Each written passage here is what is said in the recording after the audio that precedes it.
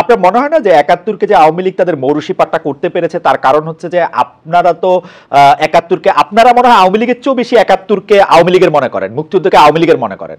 কারণ আপনারা মুক্তিযুদ্ধের কোনো কিছু ওন করেন না, মুক্তিযুদ্ধের স্লোগান ওন করেন না, মুক্তিযুদ্ধের মানে মানে মুক্তিযুদ্ধের কোনো মানে যেটা হচ্ছে যে মুক্তিযুদ্ধের সাথে কোনো সম্পর্কিত আছে আপনারা ওইটার যদি থিসিস হয় আপনারা ওটা একটা এন্টি থিসিস লিখতে চান, মানে ওয়ানলি আওয়ামী লীগের বিরোধিতার নামে আপনারা ১৬ ডিসেম্বরকে এখন ফিকে করে ফেলতে চান, মানে যেহেতু এটা আওয়ামী লীগ করতো, মানে ওইটাই বা কেমন এরকম মনে হয় কিনা? যেমন ১৯৭১ সালে জামাত বাংলাদেশের অভ্যুদয়ের বিরোধিতা করেছে, স্বাধীনতার বিপক্ষে দাঁড়িয়েছে, অনেক ফতোয়া দিয়েছে, অনেক বয়ান দিয়েছে, এখন যেটাই যেভাবে আসুক না কেন।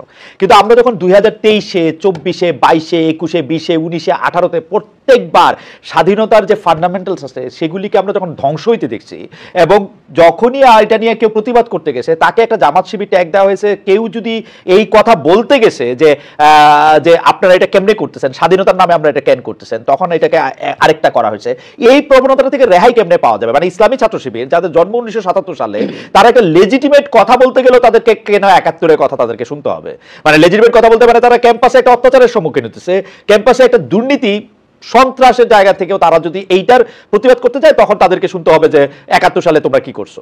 মানে হোয়াই ইজ দ্যাট? মানে এইটা অবশ্যই অবশ্যই এটা কেন? একটা এখানে দুইটা প্রশ্ন। একটা প্রশ্ন হচ্ছে যে এই যে ছাত্র শিবির ট্যাগ দিয়ে বিভিন্ন সময় বিভিন্ন জনকে হত্যা করা হয়েছে, ছাত্র শিবির তো কোনো নিষিদ্ধ সংগঠন না, কিন্তু তারপরেও ক্যাম্পাসে সহ সারা দেশে তাদের রাজনীতি, প্রকাশ্য রাজনীতি করার যে অধিকার সেটাকে খর্ব করা হয়েছে, তাদেরকে ব্র্যান্ডিং করা হয়েছে, এবং ব্র্যান্ডিং করে তাদের উপরে সকল অত্যাচারকে হালাল করার চেষ্টা করা হয়েছে আওয়ামী লীগের তরফ থেকে, ছাত্রলীগের তরফ থেকে।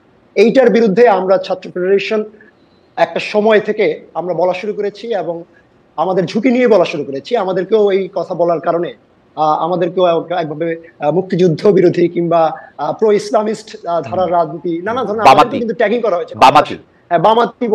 বামাতি বলে আমাদেরকেও কিন্তু ক্ষমতাসীনদের দিক থেকে নানা ট্যাগের শিকার হতে হচ্ছে। আজকে এই যে ট্যাগিং এর সংস্কৃতি এবং এই যে একজন কালিমালিপ্ত করে তার রাজনৈতিক অধিকারকে সংকুচিত করে তার উপরে সকল অত্যাচারকে হালাল করার সংস্কৃতি যেটা আওয়ামী লীগ নির্মাণ করেছে, ৭১-কে তারা তাদের নিজেদের একটা একক কর্তৃত্বে প্রতিষ্ঠা করেছে, এটাকে একটা চ্যাম্পিয়ন দল হিসেবে নিজেদের একক কৃতিত্ব এবং